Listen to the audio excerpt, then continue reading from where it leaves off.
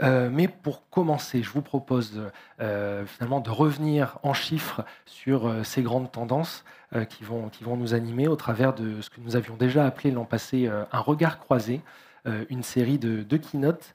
Et la première est celle d'Aurélie Brunet de Coursou, Senior Marketing Director de RTL Ad Alliance, que j'invite à me rejoindre. Et Aurélie, tu vas revenir sur les chiffres de RTL TV Keyfacts 2025 qui ont été présentés la semaine dernière, vendredi, je crois. Donc voilà, Tout à fait, ouais, tout frais. très bonne keynote, on peut Merci. l'applaudir. Alors, ravi d'être de retour parmi vous pour cette deuxième édition et de vous présenter un aperçu d'une de nos recherches propriétaires qui s'appelle TV Keyfacts, Total Video Keyfacts. Juste un tout petit mot sur RTL Ad Alliance, qui est la régie internationale de RTL Group, dont fait partie notamment le groupe M6 en France. Alors, on décline, on analyse tous les ans les habitudes de consommation vidéo, mais également les défis auxquels sont confrontés les annonceurs, leurs agences médias. Et on décline cette année le thème de la confiance, qui est un enjeu pour les marques, mais aussi un thème, disons, sensible d'un point de vue sociétal, technologique ou même politique. Alors, pour bâtir la confiance en une marque, il faut beaucoup d'ingrédients. Il faut de l'authenticité, il faut de la consistance, etc. On s'intéresse aujourd'hui à ce qui nous semble trois ingrédients d'un point de vue média pour aider les marques, que je vais vous décliner rapidement. Donc, la notoriété, la familiarité et le fait d'être visible dans des contextes, mais également dans des médias de confiance et jugés fiables par les téléspectateurs. Alors, le premier, celui de la notoriété, c'est un petit peu la première brique, la brique peut-être la plus simple finalement. On a tendance à faire confiance tout simplement dans des marques qu'on connaît, qui sont connues également d'autres personnes. Et c'est pour ça que des indicateurs tels que la couverture et le temps passé sont clés en média planning. La télé linéaire est très bien positionnée sur ces indicateurs, c'est toujours bien de le rappeler.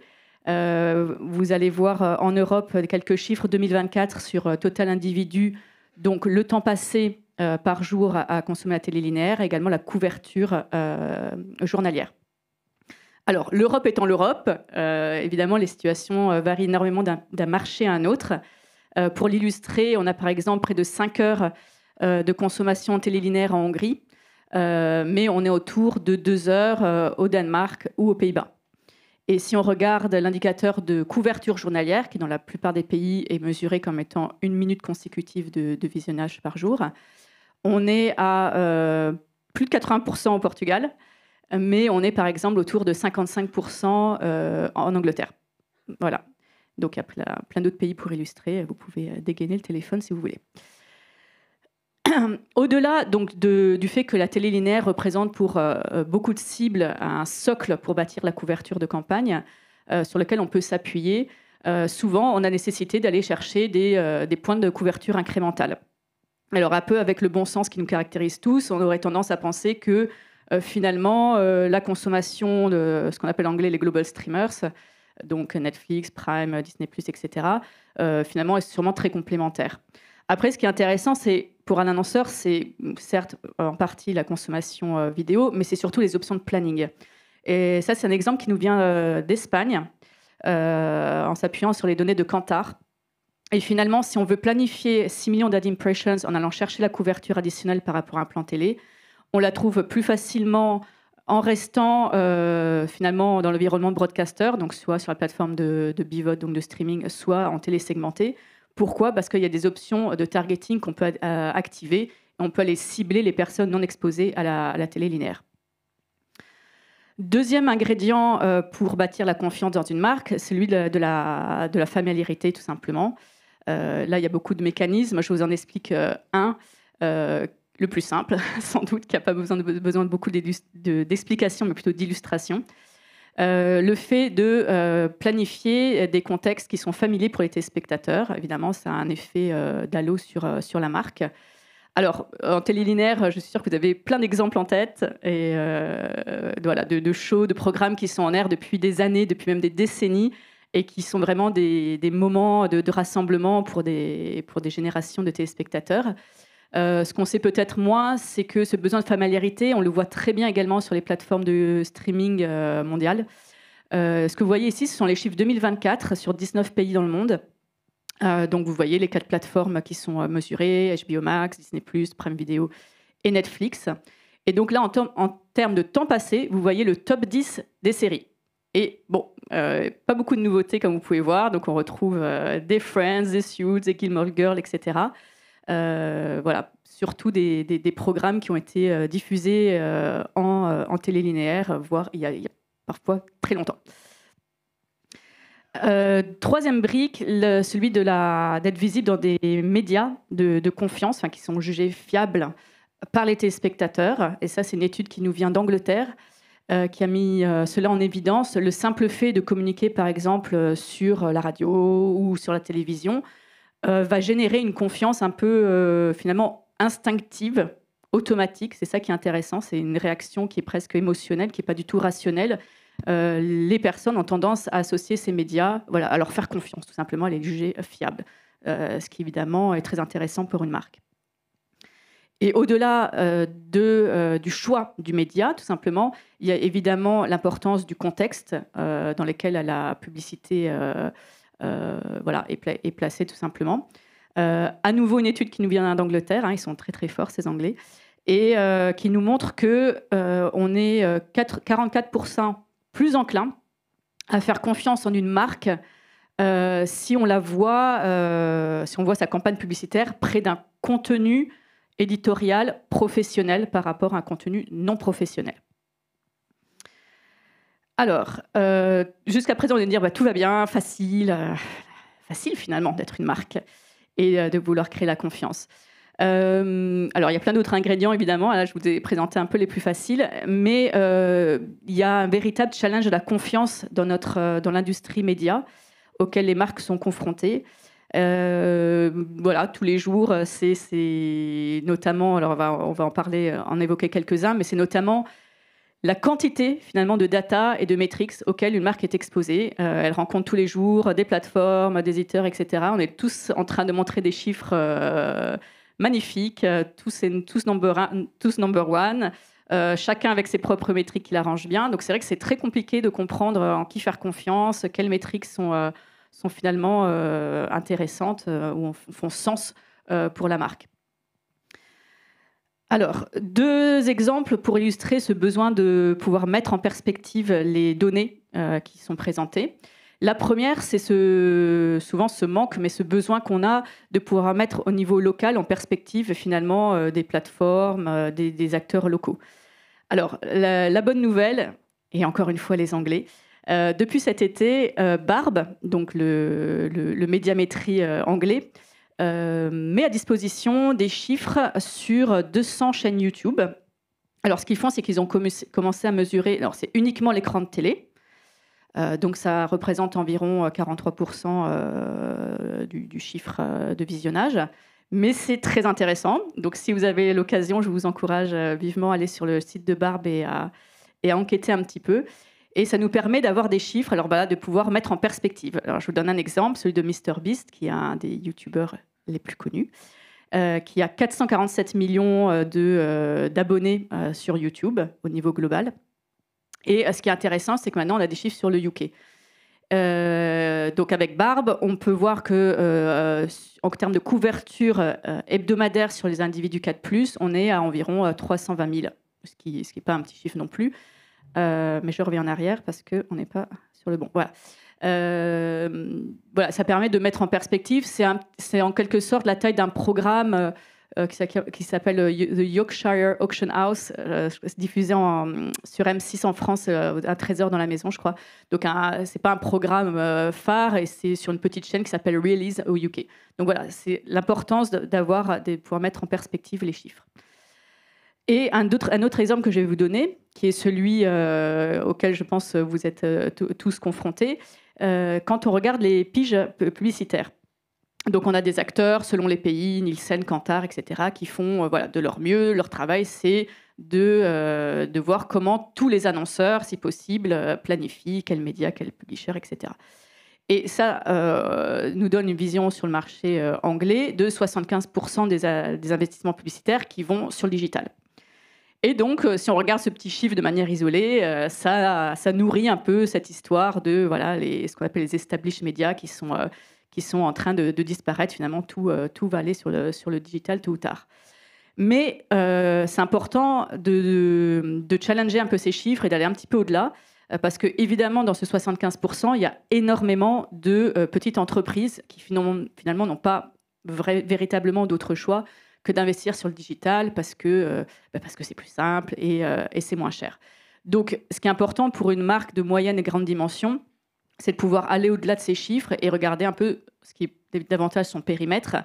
Et là, vous voyez, les chiffres racontent une histoire bien différente puisqu'on est à 62% sur les established médias, donc tout ce qui est presse, télé, radio, cinéma, outdoor, etc.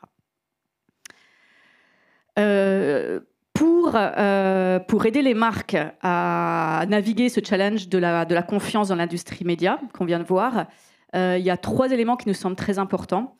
Celui de s'appuyer tout simplement sur des experts et de demander à ces experts de bâtir des standards. L'importance du contrôle de la diffusion de campagne et faire confiance, investir sur des publishers, des plateformes qui partagent finalement des valeurs qui nous sont communes.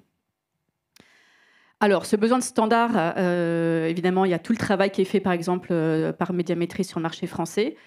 Je ne sais pas si c'est si connu de vous tous, le travail qui est fait par le MRC, donc le Media-Rating Council aux États-Unis, qui est une non-profit américaine qui a été créée dans les années 60. Et son rôle, c'est de créer des standards pour tout ce qui est mesure média. Et ce qui est intéressant, c'est de se dire finalement, j'ai la possibilité, en allant sur leur site, de voir qu'est-ce qui est accrédité. Donc, quand une plateforme, quand un publisher nous montre des chiffres, on peut aller vérifier est-ce que c'est accrédité par le MRC, etc. C'est eux qui sont derrière, notamment le fameux seuil de visibilité 2 secondes, 50%. Et ce qui est intéressant aussi, c'est savoir comment ça fonctionne derrière en coulisses et qui donne cette accréditation finalement. On retrouve tous les grosses agences médias, WPP, Havas sont représentées dans les comités. On retrouve toutes les grosses boîtes, L'Oréal, Unilever, etc. Et on retrouve beaucoup d'acteurs médias. Donc on a Amazon, Netflix, Fox, etc. Et beaucoup de personnes, de noms américains. Et pourquoi c'est important? C'est de dire, voilà, il y a des experts qui se réunissent, il y a des experts qui essaient de mettre en place des standards, il y a des accréditations qui peuvent être demandées par les boîtes. C'est quelque chose que les annonceurs doivent pousser. Et ne pas se dire que tout simplement parce que c'est une boîte connue, que c'est forcément accrédité. Donc, ce n'est malheureusement pas le cas. Et l'autre chose qui est importante à savoir, c'est que l'accréditation n'est pas donnée au niveau de l'entreprise, elle est donnée au niveau des métriques. Donc YouTube, comme vous voyez sur l'exemple, accrédité pour certaines choses, notamment les viewable impressions, mais elle n'est pas accréditée sur les chiffres de views que vous pouvez voir sur YouTube, que tout le monde peut voir. La confiance également n'exclut pas le contrôle. Il y a, grâce à l'intelligence artificielle, de plus en plus de manières de contrôler, notamment le cadre de diffusion de votre campagne. Je voulais vous évoquer cette entreprise qui est toute récente, qui s'appelle Mobian, une entreprise américaine, qui a été créée il y a environ un an et demi par des ex-Moat, et qui fait exactement ce travail-là, donc de vérifier le cadre de diffusion de votre campagne au niveau des URL, qui sont disponibles, mais des millions d'URL. Donc jusqu'à présent, sans l'intelligence artificielle, on les traitait pas, on sait ce qu'ils font. Et l'image que vous voyez ici, c'est en moyenne, quand ils activent la mesure, alors ils le font ça sur plein de plateformes, là l'exemple de YouTube, c'est pour montrer qu'en moyenne, quand ils activent cette mesure pour leurs clients, en général, ils voient ça. C'est-à-dire qu'il y a environ un quart des impressions qu'ils appellent suboptimales, donc c'est pas rarement du contenu risqué, enfin au risque, comme on dit. Mais voilà, parfois on est un peu surpris du cadre de diffusion, donc c'est bien de pouvoir challenger et voilà, de pouvoir contrôler tout cela. Je conclus par le dernier aspect qui est important. Voilà, là, on parle dans ce thème de la confiance, en vous montrant une de nos vidéos qui explique bien ce besoin de faire confiance et d'investir dans des publishers qui ont à cœur justement de fournir une information vérifiée ou du contenu professionnel et digne de confiance pour les téléspectateurs.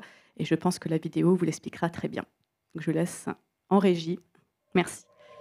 In a world overwhelmed by voices, Deeply inhumane. the truth gets harder to find. Fake news. Fake news.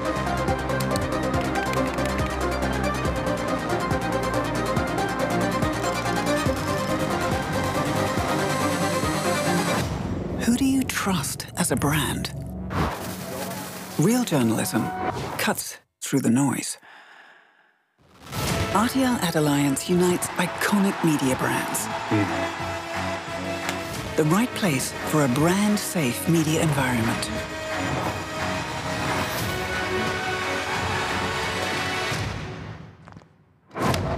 Our DNA is storytelling.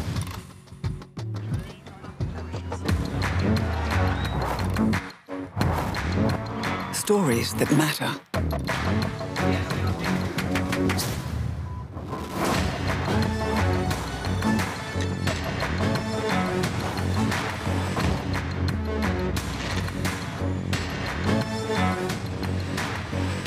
A safeguard for democracy.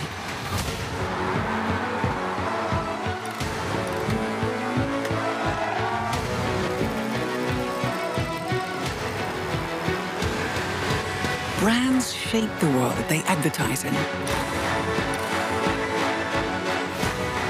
Support verified media. Choose impact that matters.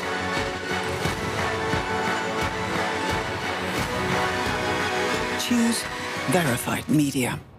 Trusted by people, supported by brands. Merci pour votre attention et je dirais juste, voilà, mettez vos valeurs dans ce que vous faites au quotidien. Merci. Merci beaucoup Aurélie. Merci pour cette piqûre de rappel voilà, sur un certain nombre de chiffres, sur la durée d'écoute entre linéaire et CTV, sur l'importance aussi d'avoir donc des contenus de qualité professionnelle pour engager les audiences.